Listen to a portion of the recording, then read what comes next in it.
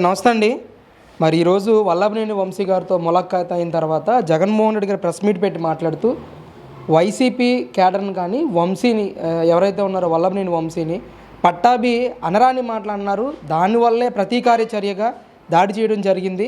దాడి చేసిన వాళ్ళలో టీడీపీ వాళ్ళ మీద కాదు వైసీపీ వాళ్ళ మీద కూడా కేసులు పెట్టామని చెప్పి జగన్మోహన్ రెడ్డి గారు మాట్లాడుతున్నారు.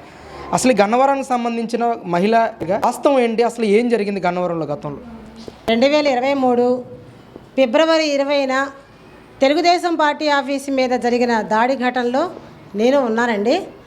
ఇవాళ పట్టాభి గారు వీళ్ళందరూ కలిసి మరి వంశీ గారిని ఏదో వ్యాఖ్యలు చేసి రెచ్చగొట్టడం వల్ల ఇవన్నీ కూడా ఈ ఆఫీస్ మీద దాడి చేయడం కారణం అంటున్నారండి. మరి మీ 5 ఏళ్ల కాలంలో మరి నారా చంద్రబాబు నాయుడు గారితో సహా ప్రతి ఒక్క తెలుగుదేశం నాయకులనే కానీ కార్యకర్తలనే కానీ ఎంత నీచంగా మహిళలను కూడా చూడకుండా నీచంగా మీరు మాట్లాడి ప్రెస్ మీట్లు పెట్టి అవహేళన చేసి చంద్రబాబు నాయుడు గారు కూడా ఇక వయసు అయిపోయింది చనిపోతాడు అనే రకంగా నానా రకాలుగా కూడా మరి అసెంబ్లీలో అడుగు పెట్టడానికి కూడా అర్హత లేదని కానీ ఇప్పుడు ఉప ముఖ్యమంత్రిగా ఉన్న పవన్ కళ్యాణ్ గారు ఎక్కడా కూడా గెలవలేదు, ఏనాడు కూడా అసెంబ్లీలో జీవితంలో కూడా అడుగు పెట్టడానికి ఎప్పుడు గెలవడని కానీ ఇలా ఒక పార్టీతో సంబంధించిన ప్రతి ఒక్కళ్ళనండి ఇవాళ కూటమి నాయకులు ప్రతి ఒక్కళ్ళని కూడా నీచంగా మీరు ప్రెస్ మీట్లు పెట్టి ఎన్ని రకాలుగా మాట్లాడాలో ఎంత సైకో ఆనందాన్ని పొందాలో అన్ని రకాల ఆనందాలు మీరు పొందారు. అలాంటి ఆనందాలు పొందేటప్పుడు మీరు చేస్తున్న అవాస్తవాలన్నిటినీ కనీసం కొన్నిటినన్నా యువతల పార్టీలో ఉన్న తెలుగుదేశం పార్టీలో నాయకులు చంద్రబాబు నాయుడు గారు ఒక క్రమశిక్షణ నేర్పి సహనాన్ని నేర్పారు కాబట్టి ఎన్ని బాధలైనా సరే భరిస్తూ ఓపికగా మంచి వాళ్ళకి ఒకరోజు గెలుపు రాసుంది, ప్రజలు మరి రాక్షస పాలనకి చరమగీతం పాడే రోజు దగ్గరలో ఉందని చెప్పి సహనంతో ఎదురు చూశారు. అన్ని రోజులు సహనం ఉండదు. ఇవాళ వాళ్ళు చేస్తున్న సైకో యొక్క ప్రెస్ మీట్లకి ఆ రోజు పట్టాభి గారు కానీ తెలుగుదేశం పార్టీ నాయకులు కానీ దానికి ధీటుగా వల్లభనేని వంశీ మోహన్కి ప్రెస్ మీట్ ద్వారా సమాధానం చెప్పారు తప్ప రెచ్చగొట్టడం ఏంటి? చిన్నపిల్లల్లాగా నన్ను తిట్టాడు, నన్ను కోపం వచ్చింది, నేను వెళ్ళి కొట్టొచ్చాననే పిల్ల సామెతలు చెప్పొద్దండి.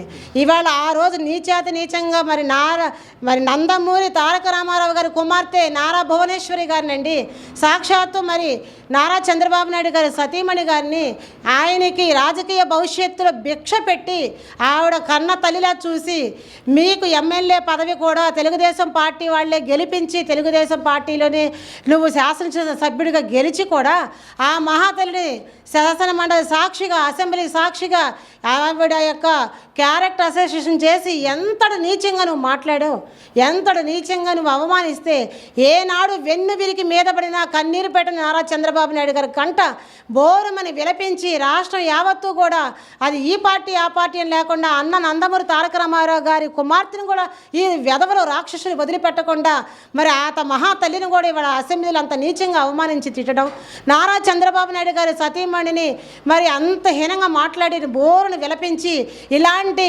మరి గౌరవ సభలో గౌరవం లేని సభలో నేను ఉండను, ఇది ఎప్పుడైతే గౌరవ సభగా మారుతుందో ఎప్పుడైతే ముఖ్యమంత్రిగా వస్తారని ఆ రోజు ఆయన అసెంబ్లీ సాక్షిగా ఎందుకు వచ్చారండి?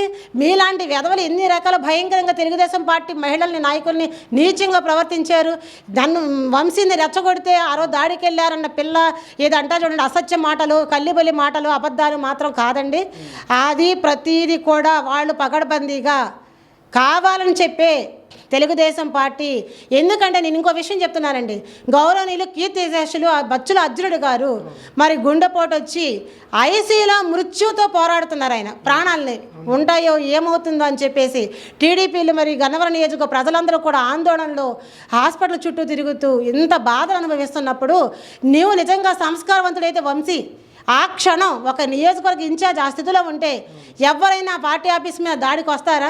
నేనేదో నన్ను తిడితే వచ్చానంటున్నావు, తిడితే వస్తే ఆ వ్యక్తికి నువ్వు ధీటుగా సమాధానం చెప్పు.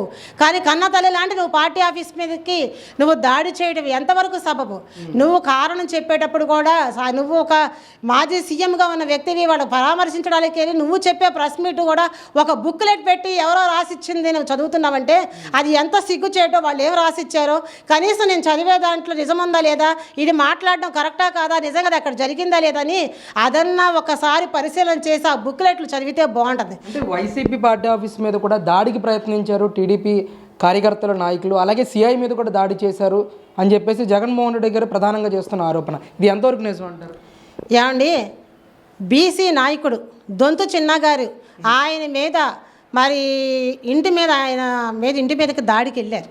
ఆయన ఈ ప్రెస్ మీట్ జరిగిన తర్వాత దాడికి వెళ్ళి ఆయన్ని భయభ్రాంతులకు గురి చేసి ఇబ్బంది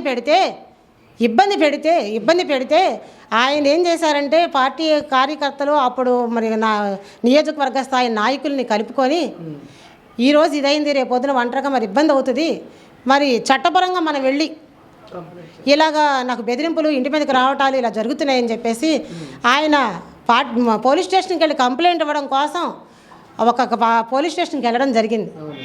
దానికి మరి ఇక్కడ పట్టాభి గారు కూడా ఇక్కడ ఏం జరిగింది ఏంటి అసలు మరి ఒక బీసీ నాయకుడి మీదకి ఇంటి మీదకి వెళ్ళడం ఏంటని చెప్పేసి దాని వివరణ కోసం ఆయన కనుక్కోవడం కోసం పట్టాభి గారు బయలుదేరి రావడం జరిగింది. కార్యకర్తలు నాయకులు కలిసి పోలీస్ స్టేషన్లో ఉండగా కంప్లైంట్ ఇవ్వడానికి వెళ్ళి అక్కడ ఉండగా పట్టాభి గారు వచ్చి మాట్లాడుతూ ఉండగా ఈ పార్టీ ఆఫీస్ మీదకి ఈ యొక్క వైసీపీ నాయకులు ఈ వల్లభనేని వంశీ వీళ్ళందరూ మనుషులు కలిసి రాక్షస ఆనందంతో విజిల్స్ చేసుకుంటూ ఛాలెంజ్ చేసుకుంటూ పబ్లిక్గా అందరికీ తెలిసేటట్టుగా అంత ఇప్పటికీ వీడియోలు ఉన్నాయి కదండి. ఆ రోజు రాష్ట్రం మొత్తం ఉలిక్కిపడింది కదండి. మరి ఎక్కడ మరి వంశీ పార్టీ ఆఫీస్ కార్యాలయం మీదకి తెలుగుదేశం పార్టీ కార్యకర్తలు దాడికి వెళ్ళినట్టు ఉన్నాయండి చెప్పండి. ఎందుకంటే ఒక అవాస్తవం మాట్లాడేటప్పుడు అది ఎంతవరకు కరెక్టా కాదా అని చెప్పేసి నిజాలే మాట్లాడరు మీరు. మీకు ఎందుకంటే నిజం మాట్లాడడం అనేది మీకు చేత కాదు. కానీ మీరు చెప్పే అవాస్తవాలు వాళ్ళు ఎవరు నమ్మే స్థితిలో లేరు. పోలీస్ స్టేషన్లో కంప్లైంట్ ఇవ్వడానికి వెళ్ళి అక్కడ కంప్లైంట్ ఇస్తున్నాం కదా, వాళ్ళ పార్టీ ఆఫీస్ మీద వాహనం దగ్ధం చేయడం, పార్టీ ఆఫీసులో ప్రతి వస్తువుని కూడా సామూహికంగా ప్రతి వస్తువుని కూడా ధ్వంసం చేసి ప్రతి ఒక్క పనిముట్లని అక్కడ అన్ని నాశనం చేసి సైకో ఆనందం మంది విజిల్స్ వేస్తూ అక్కడ మరి సవాళ్ళు చేశారు. పోలీస్ స్టేషన్ నుంచి రోడ్డు మీదకి వచ్చిన మరుక్షణం అండి మహిళలను కూడా చూడకుండా పరిగెత్తించారు. మరి ఆ వయసులో వృద్ధులు ఉన్నారు, మహిళలు ఉన్నారు, మరి నాయకులు ఉన్నారు. ప్రతి ఒక్కరిని కూడా రోడ్డు మీదకి రావడమే భయభ్రాంతులు గురి చేస్తే పట్టాభి గారిని కారు ఎక్కించడం కూడా చాలా కష్టమైంది. ఆయన కారు ఎక్కించడం కష్టమైంది. కారు ఎక్కించి మహిళలందరూ కలిసి పంపించిన తర్వాత ఆ తర్వాత రోడ్డు మీద ఎంత దూరం పరిగెత్తించారంటే మహిళల్ని ఆ పరిగెత్తేటప్పుడు నాకు కూడా ఈ 2 చేతి వేళ్ళకి దెబ్బ తగలడం, తర్వాత వచ్చేసి నా మోకాల మీదకి వచ్చేసి దెబ్బ తగలడం, తర్వాత మరి తెలుగుదేశం మండల నాయకురాలైన మరి మండవ లక్ష్మి గారికి మూతి పగల కొట్టడం, ఎన్ని జరిగినాయి. ఇవన్నీ తట్టుకోలేక ఏం చేయాలో అర్థం కాక మాకు సపోర్ట్ ఇవ్వడానికి కూడా వచ్చే నాయకులు కొనకళ్ళ నారాయణరావు గారు కానీ దేవినేని ఉమా గారు కానీ ప్రతి ఒక్క నాయకులందరినీ కూడా దారులు అష్టదిగ్బంధనం చేసేయడం. ఒకే జెండా తెలుగుదేశం జెండా పట్టుకోవాలంటేనే తెలుగుదేశం పార్టీని చెప్పాలంటేనే ఇవాళ భయపడే స్థాయికి ఆనాడు పార్టీ కార్యకర్త వెళ్ళాలని భ్రమకు తీసుకెళ్ళడం, ఇవన్నీ కూడా చేస్తే ఆ రోజు ఆ హడావిడిలో కానీ ఆ యొక్క మరి దాడి జరుగుతున్న సమయంలో కానీ ఎవరికి మధ్య తోపులాట్లు చీకటండి, కరెంటు కూడా లేదు. అటువంటి సిచ్యువేషన్లో దెబ్బ చిన్నదేనా తగిలుండొచ్చు కానీ కావాలనే ఉద్దేశపూర్వకంతో ఎవరిని కూడా తెలుగుదేశం పార్టీకి సంబంధించిన నాయకులు కానీ కార్యకర్తలు ఎవ్వరికి కూడా దాడి చేయడం జరగలేదు.